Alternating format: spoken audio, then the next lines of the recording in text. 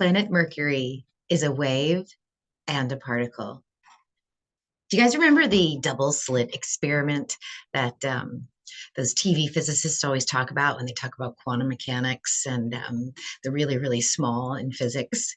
Uh, this is also called the quantum mechanics, the science of probability. But what's really interesting is that the exact same concepts are true in our bigger physical world, in our macrocosm, in the heavens above us. Okay, so we're going to talk about this and so much more. Hey guys, hey beautiful souls, it's Dr. Danny, physician, astrologer. I wore my Mercury in retrograde shirt today.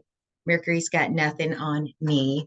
I want to talk to you before we get into all the quantum mechanics and the wave particle duality information. I want to talk to you guys about the orbit of Mercury. I want to talk to you a little bit about its celestial mechanics. I dropped a short last week of where you can watch both from the sky and on an astrological chart how Mercury moves through one cycle. It's pretty interesting. You go ahead and check it out. This discussion of how planet Mercury moves will lead into the discussion of wave particle duality, and then we're going to do a little bit of astrology for each of the inflection points during the Mercury cycle. This Mercury cycle also, interestingly enough, covers the Great American Solar Eclipse, which occurs on October 14th. So let me go ahead and just share my screen real quick, and we will look at some images. So the first thing I want to look at here with you guys is this is kind of a bird's eye view of our solar system. So what you're going to see here is the last superior conjunction up here in this left-hand corner, which was on June 30th. This is when, from our perspective on Earth right here, the Mercury is behind the sun. They look conjunct on a birth chart, but from the bird's eye view of the solar system, Mercury is actually behind the sun. On August 23rd, which is the time period for that we are going to watch through this video, this is when Mercury begins to station retrograde, and that happens on August 23rd. So you'll see Mercury goes from here to here from our perspective. So it moves kind of a quarter of the way of the distance and then begins to look like it's moving backwards in the sky from our perspective. Now, halfway through the retrograde point, what you're going to see is another conjunction of Mercury and the sun. This is a special conjunction that only Venus and Mercury can do because they're inner planets. Okay, so Mercury will be closer to Earth than it is when it's on its superior conjunction over here. So hopefully you guys can see the difference. And then as Mercury stations direct on 9/16/23, Mercury will cease its retrograde motion and begin to look like it's moving forward in the sky. Okay, so I hope that makes sense. We're going to go through the astrology for all of these, but I wanted you all to see from a space view, from a solar system view, what this energy is going to be looking like. So let me erase my bubbles, and then I want to show you another graphic. Now, this cycle is anywhere from 112 days to 118 days because Mercury kind of has a wobbly orbit when you look at it synodically. Sidereally, Mercury's orbit from one point to the next point is 88 days, but because we're looking at this from Earth's perspective, it's called a synodic cycle, and it's approximately 116 days. So next I want to look at Mercury as an energy wave. Okay, this is Mercury as a particle, and this is Mercury as a wave. I don't want to select both of them. I just want to move into, there we go. So I put the dates down here to give you these specific points. This is what it's going to look like as a wave, these particular time points, in terms of the energy of Mercury, right? So Mercury, when we look at it as an object, as a piece of matter, or as a particle, it's a planet. It rotates, it orbits, it's got temperature, it's got pressure, it's got atmosphere, it's got all of these things that we can quantify and look at, but it also has an energy, and depending on where it is in relationship to the Earth depends on the type of energy that we humans feel. So you have to understand a little bit about what Mercury means in that feeling sense, in that energy sense. Mercury is quick. Mercury has to do with our thoughts. It has to do with how we communicate. It also has to do with the way we communicate. So it's words, thoughts, writing, singing, internet, email, all of those things Mercury controls. Okay, so here you can see that superior conjunction where Mercury is on the other side of the sun. From the perspective of Earth, this is June 30th. And what you're going to find is that as Mercury moves away from us, as it moves towards the sun and behind the sun, it is in a receiving mode. It's more of a receiver for us. It's not really transmitting to us because as things move farther away, their frequency, their wavelength elongates. And as they move closer to us, their frequency increases. That's what you call the Doppler effect. So as Mercury is spinning away from us, speeding away from us to the other side of the sun, the transmission energy of Mercury is less and the receiving energy is more. So we are more of transmitters to the energy of Mercury as opposed to the other way around when Mercury is on our side of the solar system. So I hope that makes sense. So then what happens on the 23rd is that this energy becomes balanced out. This is when Mercury begins to appear to move retrograde, basically stops in the sky and then moves retrograde.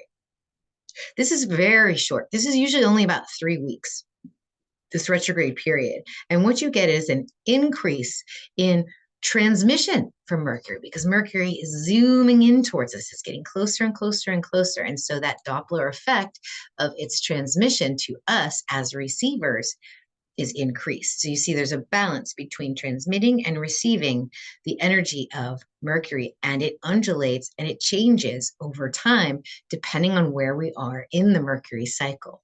And so we're looking at these inflection points, the superior conjunction, the station retrograde, the inferior conjunction, and the station direct, which is everything that we looked on here.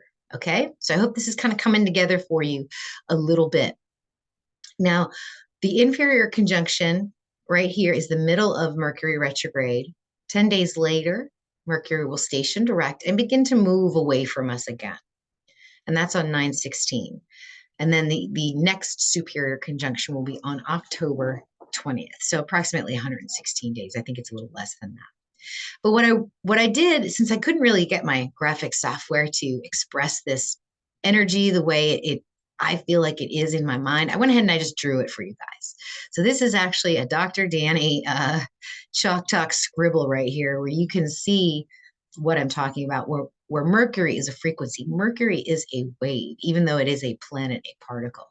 And the graph you can see here is energy over time. So I put the dates here, the first superior conjunction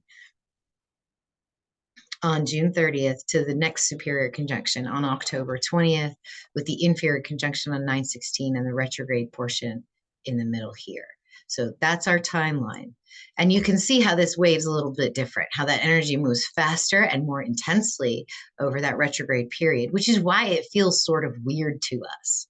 You know, when we go through a Mercury retrograde, everyone's afraid of how it's going to be. You know, they say, don't make plans, watch what you say, walk really slow. You know, a lot of sort of unfortunate things can tend to happen during a Mercury retrograde portion of its cycle.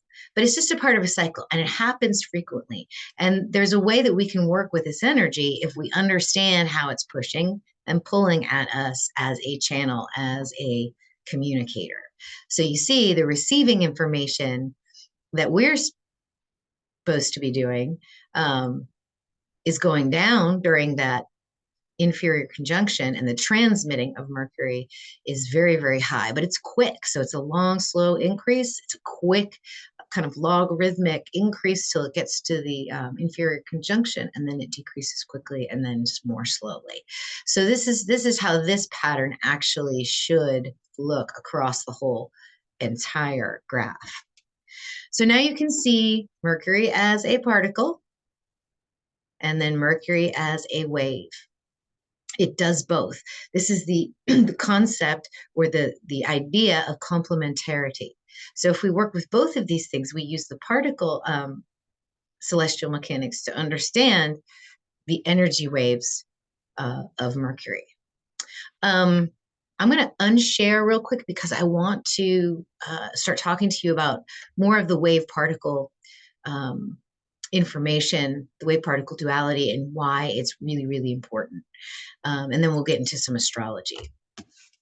I read this book uh, 25 years ago, I think. I've always been kind of a fringe physics nerd. It's kind of my intellectual indulgence. I'll read sort of weird books about physics and cosmological physics and theoretical physics. But this one is really great because it doesn't really go into too much math. So if you can look at an equation and go, yeah, that's an equation. This guy does a really, really good job of explaining particle physics and how it's actually bumping up into spirituality. It's very interesting. This guy's name is Fred Alan Wolf, Taking the Quantum Leap, The New Physics for Non-Scientists. This book is about 30 years old. I reread it again over the week, over Friday and Saturday of last week, just in preparation for this video. And I really want y'all to read it too. So do check that book out. All right. So now the whole idea of wave particle duality was born out of the physicists need to observe and measure our universe to figure out why we're here and what we're doing. And two of the key things that they could measure about large objects was its location and its momentum. Momentum is basically a function of speed over time, and location is obviously where are you in this 3D universe without taking in the idea of time. Now, for very large objects like Mercury in its orbit, we can do that. We know how fast Mercury is moving, and we pretty much know exactly where it is because it's a very large particle. But if we get down to the very, very small particles, the atomic sized particles, the electron and the subatomic sized particles, we can't know both of those things. We can't know its speed, we can and know its location at the same time.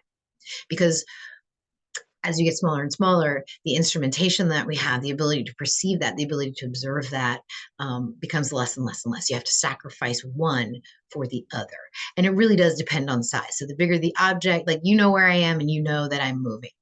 But the subatomic particles inside my body, we can't pinpoint their exact location without sacrificing understanding of their momentum.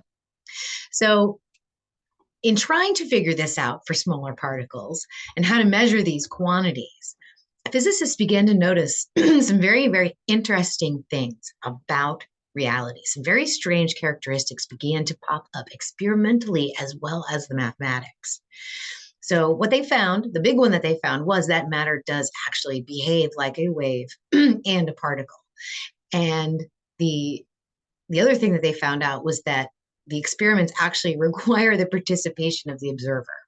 So in other words, excuse me, we have to actually be doing the experiment in order to see. So it's that old adage, like if a tree falls in the woods and no one's there to hear it, does it actually make a sound? And everyone before quantum physics used to say, well, yes, of course it does. The tree exists, the tree is there. But now after understanding quantum physics, no, the tree's not there. The tree does not make a sound. You need the observer in order for that tree to be a part of the reality, which means we're actually co-creators. And physicists of the early 19th century were able to figure this out. They had a hard time kind of coming to grips with it, and a lot of them still do. But when you think of in metaphysics, when you think in spirituality, it all actually makes sense. So they did thousands of hours of experimentation, thousands of hours of mathematical computation of probability waves during a time when these guys had absolutely no computers. And this brought physicists to many, but three very, very important phenomena: entanglement, non-locality, and superposition. So when we look really closely at the characteristics and implications of these three phenomenon, we actually do realize that we are staring in the face of ancient wisdom and metaphysics. So let's look at these. Entanglement. What is entanglement? Entanglement essentially says that two particles that have come in contact to one another, once they are separated at great, great distances, anything you do to one particle will affect the other one. All right. And, okay, so are particles entangled? Which particles aren't entangled? Ladies and gentlemen, we are all entangled. Every single particle in my body, in this desk, in the sky outside, in Mercury, in the sun, in you, we are all entangled. It is all entangled because we were all one singularity at the very, very beginning of time. So we're all entangled to some degree. So what does that mean? Spiritually, that means we're all connected. So there's the mathematical proof, the science figured out by the nerds that we are actually all connected in the property of entanglement. There's another concept of non-locality. So, in other words, and this has to do with the same idea of entanglement, but that these particles, they move at the speed of light. And anything that moves at the speed of light, there is no time. There is no space for these particles. They're everywhere all at once. Now, we can't prove that with our eyeballs, but the math proves it. Okay. And if you think about metaphysics, if you think about spirituality, if you think about ancient wisdom, if I can think a thought and you can psychically pick it up, that's non-locality. So if Mercury can transmit and receive information to our human bodies here on Earth, that is also non-locality. Okay. So you see that everything that we do, everything that we think affects the entire universe because all of our little particles are moving at the speed of light. We are moving at the speed of light, even though we're right here. We're just kind of doing it in a circle or doing it within the space of our etheric form. And then the final realization was superposition. So remember that tree that falls in the woods if you can't hear it? Well, there are several different realities out there because of the physics that they've discovered. And because the observer is crucial to creating reality and to observing reality and giving reality its realness, everything is possible until you, as the observer, make the choice. Right? So we're all physically connected. Everything that we think and do affects the entire universe, and everything is possible until you choose. And that's basically quantum physics and wave particle duality. And so the astrology is crucial because it gives us a clue about what energy is available to us in the waves of probability that are coming towards us. You know, you're not the only co-creator in this universe. I'm not either. We're all doing it at the same time because we are all connected. And so our astrology is also connected to us. So why not just take a look at that and see what some of the probability waves might be coming for us. So I hope that made sense to you guys. If you guys learned anything or if you found that information helpful, then please like this video. Please subscribe. We're going to go into a little astrology here. So for those of you that are sort of theoretical physics nerds, we're going to get into the work here. And for those of you who are astrology nerds, I'm sorry I went into all of that. But this is the beginning of the Mercury cycle when we have Mercury conjunct with the sun in a superior conjunction in the constellation of Gemini. Once again, guys, I do sidereal true sky astrology. It's just easier for me to look at the sky and interpret the energy rather than taking my calendar and placing it on top of that and then trying to figure out what that means. So here we have in Gemini, very close to the star Sirius, the sun and Mercury in a superior conjunction. Now, this energy is also in a grand trine with Saturn and our collective south node in Virgo. Now, a lot of times when you work with Mercury cycles, you want to see what your own astrology does. And so what I did just for you guys, so you can see how I work with this energy, is I put my birth chart in with this current energy for 6:30. And what I noticed right away was that this Mercury energy was literally over my Venus Saturn, my Seshat over here in my second house. And so this was for me, it was, connecting with the value of my authentic self and how much my time and my effort is worth and what is the value that I'm providing. So that's what this Mercury cycle has been about for me. I've been doing the internal work, setting the intentions, and been seeing some really amazing synchronicities externally. So what happens from June 30th to the point of 9/6, which is when Mercury is once again in a conjunction with the sun, but this time in the front of the sun, between Earth and the sun.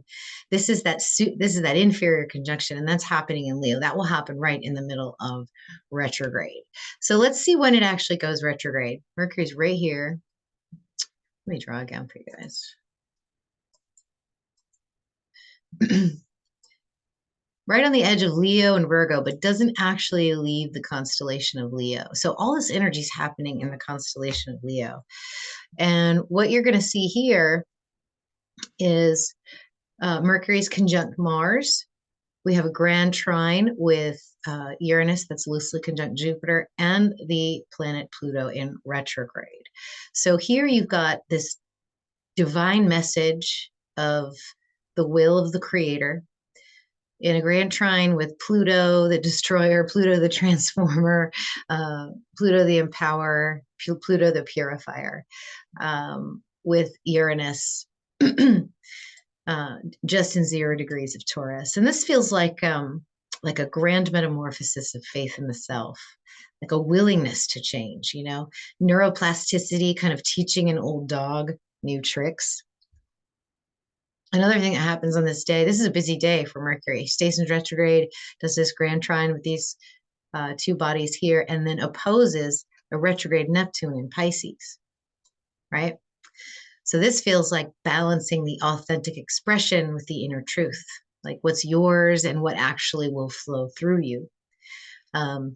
So this is that inflection point where Mercury starts to move backwards in the sky for us on the chart. So Mercury will begin to move a little bit this way in Leo, go over the sun one more time, and then transition back to its superior or inferior conjunction.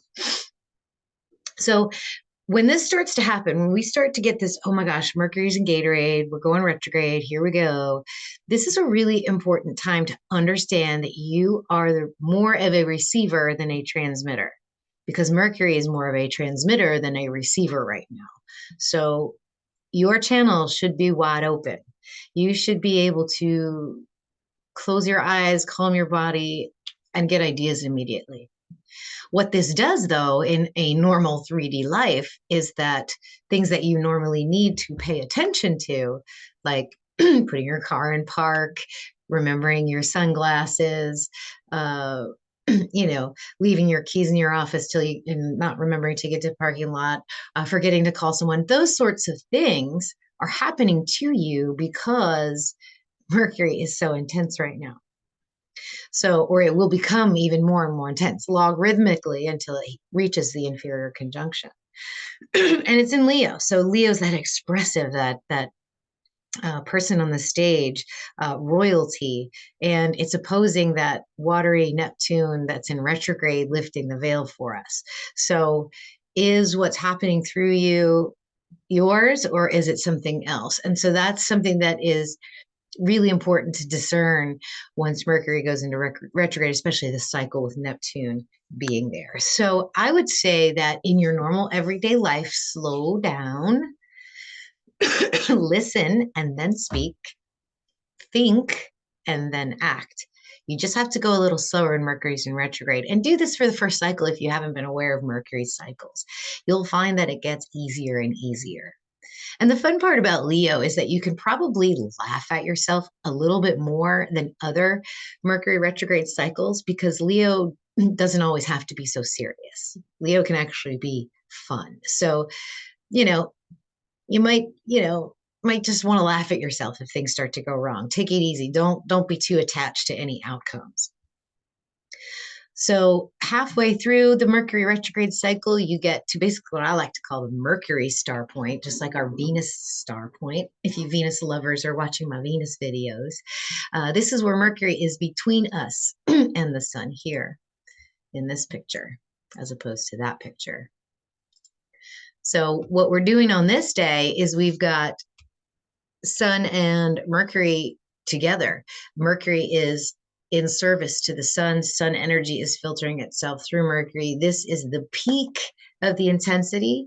And then after this point, it will begin to decrease and recede until October 20th, which is the next superior conjunction. So this feels to me, especially with this trine to Jupiter, like a message of faith in optimism.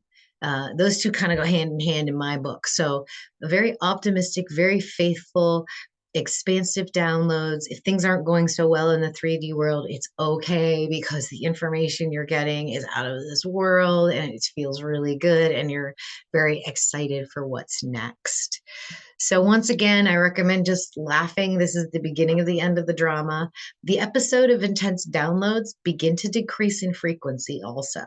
This is also a good time to let go, kind of like a full moon time frame. If you work monthly with the moons, you know that during a full moon, you want to kind of let go of things. So, let go. This is a time in Mercury cycle where you let go. And you don't assume anything either because things can change just like that.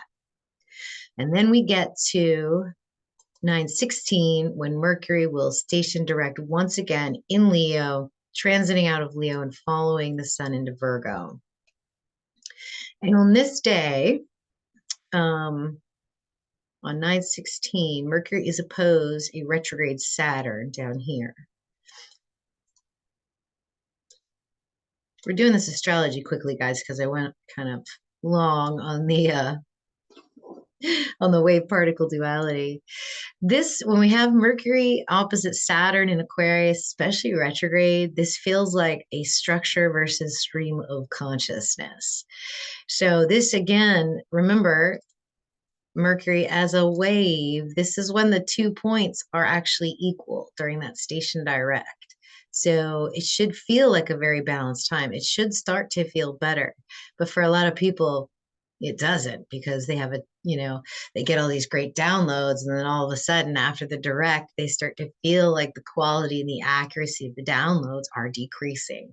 In fact, I feel this sometimes I have to really sit for a long time just to get a little bit of that creative juice to come down from the ether. So this is what some people can experience during a station direct time frame. Okay, so then on the 1st of October, which is still part of this Mercury cycle, because we're basically done the Mercury retrograde, Mercury will enter into Virgo, and this basically speaks to us about what's working and what isn't. So shortly after we go direct, 2 weeks later, Mercury enters Virgo, and it's a whole new energy. We get logical integration. It's Mercury's home constellation as well. Mercury rules Virgo as well as Gemini. But in Virgo, it's about, okay, what's working, what's not working in the channel, in the download, in the creative information, and how we express ourselves. And then on October 14th is the solar eclipse, which I'll be doing a Venus video on. We're going to be doing a lot of work with Venus over the eclipse time frame. So you Venus lovers, stay tuned for that. And then at the end of this cycle, we get October 20th, October 21st, we get another superior conjunction with Mercury. This time, once again, Mercury behind Sun. Okay, so now this is a whole new cycle. So now what kind of manifestations, what intentions am I going to set here? How am I going to work with this next Mercury cycle? And just to get a clue of the energy that's coming, basically we have our Pluto T-squaring the nodes as it has been for most of this year, while conjunct the moon, a quarter moon, which is square the sun. So we have, moon and Pluto square Sun and Mercury, opposing Chiron and the North Node, right after we've had our eclipse. So this is a lot of energy. This is the lowest point of Mercury. So this might feel like, for those of you who channel, like a free fall, like, holy cow, what's actually happening here? So it's right after the eclipse, that new beginning, but then I don't know where I'm going because there's nothing coming in. It's all about Pluto kind of grinding those lessons into us on our north and south node, along with Chiron in the north node. And so what I kind of got from this was that if we don't let go of what was going on in the Leo retrograde cycle, if we're too attached to that energy, whatever that is, this might be a really tough eclipse. This might be a really tough new Mercury cycle to get started.